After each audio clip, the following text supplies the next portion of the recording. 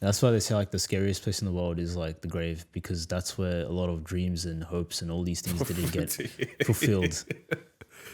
That never get fulfilled. That never got fulfilled yet. That they never achieved because they got caught up in this cost of anxiety or like stress or fear. Yeah. That's why it's the scariest place in the world. So yeah, when I heard that I was like, wow, that's pretty deep. But yeah, it's quite true. Oh wow. Yeah, so the scariest place in the world is not those abandoned houses. it's the grave, because that's where a lot of dreams and hopes and things never got fulfilled. Do you think that's why graveside cemeteries have a negative feel to it? Like the energy and aura? Yeah, definitely. It feels Like, okay, cold or like, obviously, you know, I mean, you've got your loved ones there that are resting, and yeah, I'm not saying that's in itself is negative, but a graveyard is associated with like negative type of energy. And if you think about it, death in itself is not a negative thing. Yeah, I agree. Right? Because it's the nature of life. Like a beginning has an end. Right? And so therefore death in itself is not, this is getting super deep. Death is not a negative thing. Right? We associate death with, oh, like he died. It depends on the nature of death and depends what your beliefs are. Right? Like if someone's, you know, unfortunately lost their life to a homicide, or they've unalived themselves, you know, that's a negative thing to it. But it's the death, it's the circumstances around the death that's negative. Yeah, I agree, because they had like a negative impression of themselves or the world before they left. Right. And so when you think, like, that's what it made me think, like, all those resting places, it's not the fact that they're dead and I don't want to say rotting is the right word, but decomposing. They become skeletons, and then over time it just decomposes completely, right? Is that the negativity, or is it the dreams, the unfulfilled potential, the regrets that creates that I get what energy. you're saying, and I think the latter is the more of the scary, or more of like the negative part of it. It's just people that didn't live up to what they wanted. I think that's what makes it scary, because the way I see it, the way I saw death is just like, it's just a salvation. Yeah. Salvation, really. Because if you're immortal, like if you're immortal, like you'd just be existing. Like you wouldn't be living, because everything, there's no end to it. Like there's no end to it's just abundant. You have an abundance, like, and when you think about the fact that you have abundance of anything, it becomes devalued. So your life will just become devalued. Like you wouldn't really be living. I would think you'd just be existing at that point. Yeah. And would you be able to handle the powers of being Suffering. an immortal? Yeah, because you'd have to go through also like the suffering with it. Yeah. And, you know, if you think about it from a religious perspective, like God is immortal. But the reason they're immortal, I'm not going to say he or she, they're immortal is because they're able to handle it. Like they're able to, you know, they're the supreme at the end of the day, you know, purely from a religious perspective. And harnessing that power to a standard person, it's not possible. Yes, it's not possible with the brain capacity that we have. We can't even do like, that's beyond like our processing to us. And we only have like 10% or something of our brain control. We struggle with making decisions of just getting up in the morning, getting out of the bed. So it's like, how would we be able to handle those situations? We're not capable of it. We can't even perfect our own systems. There's still always flaws and vulnerabilities, and there always will be. And there always will be. It's just the imperfect. I guess it's just it's just the nature of humanity. That's it. It's the best way we put it. I think imperfections are important as well. You need imperfections. That's what makes you unique. Yeah. At the end of the day, and we spoke about this as well, because if everyone was perfect, no one would have an identity because everyone would be the same. Everyone would have, then there would be no purpose. But because we're all unique and we have like imperfections and flaws, that's what makes us unique, and that's what gives us a unique story, which makes us memorable, which builds our identity and gives us different purposes. And motivates others too with that. Exactly. So, yeah, go on. What were you going to say? No, I was going to say the same concept with houses that get abandoned, and like, it sounds super weird, but a house would, like, it's not a sentient being. It's not a being. But if you think about it, like, how many things are like, does that house absorb? The emotions. You know, like, it's getting a bit too dark or sentimentally, but it's like, that's why sometimes some houses you go into, that's where there's been a very negative, and like, you can feel a negative energy, or you can feel a positive energy. I don't know if you've experienced it. How would you describe that? Yeah, that you've experienced. Well, it depends on, like, I mean, a big part of it is like the vibe of the people and how they live, right? If the house, like, you know, if someone's experienced a lot of trauma in that house, you can tell that just by an energy in that house that it's not. There's been sadness here, you know. I mean, sadness is a part of life, but extreme, like a deep level of negative feelings, I guess. Does like the physicality like of it reflect that too? Like, as in the way the house, like, it doesn't, like, some areas just don't look like it's well preserved, looked after and stuff. Like cleanliness. Yeah, cleanliness. Yeah. Yeah, I mean, that depends. Right. And I think that. I mean, yes and no. Like, cleanliness will obviously indicate how much do you care and tell a lot about you as a person. But I'm just talking purely from an energy perspective. Sometimes you can tell when the house has seen a lot of trauma. Yeah. And as a result of people's actions in the house, you know. Yeah, right. That's very different, unique. Because, like, and you can sense it with people as well. Of course. The way people talk, the way even, and I mean, as we said, like, pets also reflect the energy of the owner. So if someone's very negative, even children as well, especially. Yes. Very negative, they're very aggressive. That also says a lot about, like, who the owner is. The kid's owner. Have you seen that video of that kid? The pet, but yeah. Have you seen that video of that kid in a baseball game? he hits a home run, and then I think he was like 8 or 9, and I think baseball has a pitcher. I don't know how baseball works. Bit of a weird game, if I'm going to be completely honest with you. Two better Americans. They've got a pitcher at the back that catches the ball if he misses it, and he's part of the other team. So he swings, he hits a home run. And then I think he was angry or frustrated. And I think he just had this sense of emotion overcome. And he just takes a baseball bat, by the way, takes the hardest swing at another 8-year-old's head. Luckily, it missed. Wow. Yeah, it's... Like, I mean, first of all, if that was my kid getting swung at, like, you can imagine the consequences of that. Yeah, or anyone's kid, it'd be like, all right, you know, but if that connects, that kid doesn't get, well, what are the consequences of that kid? Ryan, get your room. Worst impression. But you're right, parents, I think we've said this before, not all children deserve parents, but not all parents deserve children. Yeah, I completely agree with that. Like, yeah. When I saw that video, I'm just like, what leads to an 8-year-old swinging a baseball bat at another kid's head? That is some serious psychopathic tendencies. And if it's not really addressed, it's going to become even worse in the future. Well, it could be his partner one day. Yeah, exactly. Could be his mother. It could be anyone. He's lost his sense of self, and I'm not trying to beat up a little 8-year-old kid here and call him out, but let's be honest, like... Well, the responsibility would be more on the parents.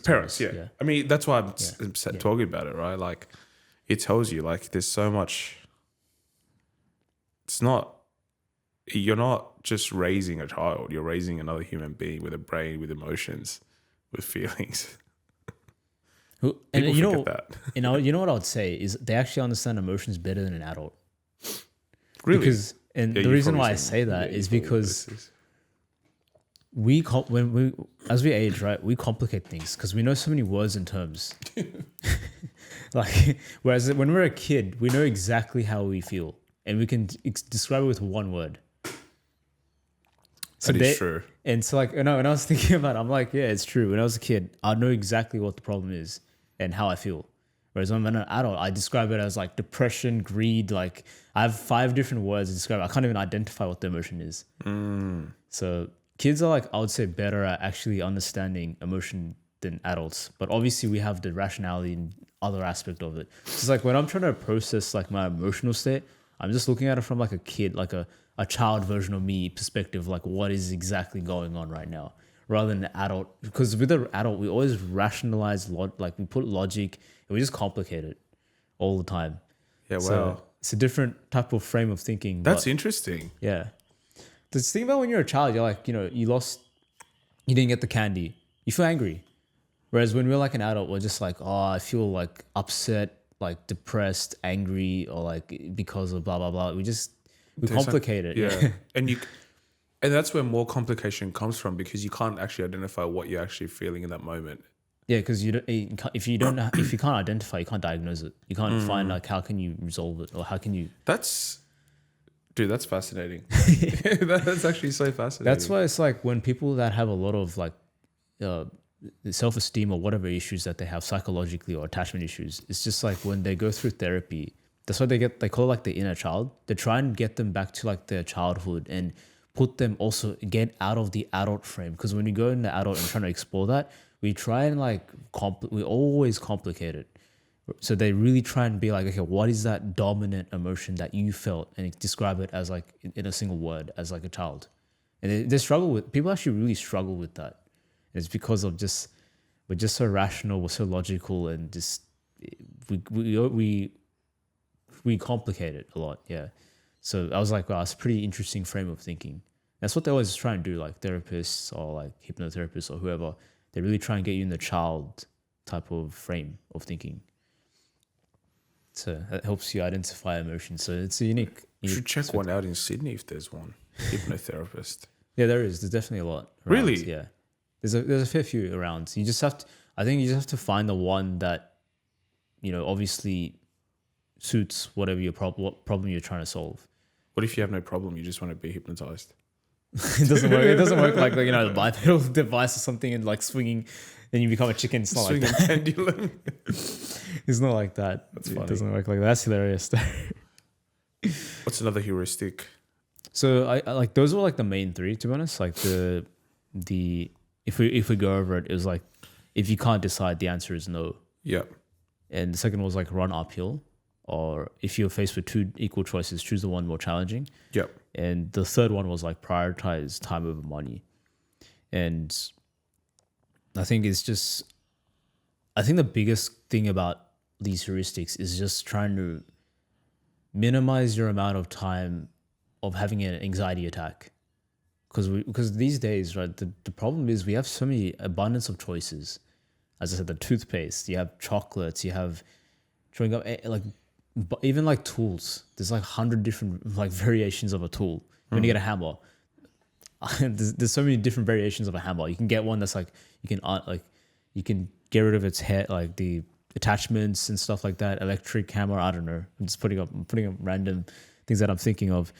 There's so many abundance of choices, and I think the key is just trying to find ways to be able to simplify that decision-making process, because otherwise you fall into the trap of anxiety and stress. And you have anxiety of which one do I decide and try and picking the best one, and then you have stress and you're also worried because you're spending so much time deciding which one to pick that you're losing time. So it's like a bunch of like what we talked about last time, just like worrying, anxiety, stress, and regret because you wasted time. Regret's a big one. I think it's one of the emotions you feel the deepest. Like there's a big sense of, it's a feeling that I don't think people can really describe. what regret feels like. Because your brain's trying to rationalize a decision you've made and not think about the consequence that the different consequence that could have made your life better for whatever reason. Like breaking up with a girl because you wanted to go explore a different side. You went to party. Now that girl's gone off and got married, and you've dropped one of the most amazing relationships you had for what? Like, how do you rationalize that? You can't. Like, how do you, like, do you regret it? 100% you regret it. But it's a feeling that you can't really describe. Like, it's a lot of different emotions. Like, you'd feel sad, you'd feel angry, you'd feel disappointed, you'd feel guilty. I do feel like though that's like in stages. Like that's why they call it like the 5 stages of grief. You think so? Like regret though? Like overall, like regret over time though? Yeah, well, because like I don't know how I'd feel angry and sad and all that at the same time. It's a bit conflicting. Well, I get what you're saying. I think grief is... Well, by the way, with 5 stages of grief, it goes. I can't remember the first stage, but there's like frustration. Yeah. Then there's like I think depression or like empty. To us, you have to search this up, but it's like broken into stages. Because like when we go through regret or like grief or like a heartbreak or something, like you go through that process where initially you feel like sad, depressed. You feel sad actually, I'd say, because the way I define depression is you feel nothing. So it's almost like contradicting because people say I feel depressed. You can't really feel depressed. I get what you're saying, but I also think if you think about it, like grief is something that I'm not going to say you get through. That's the wrong way to say it. But the emotions of that grief over time lessens and lessens over time, right? Because you like you've sort of, okay, you haven't made peace, but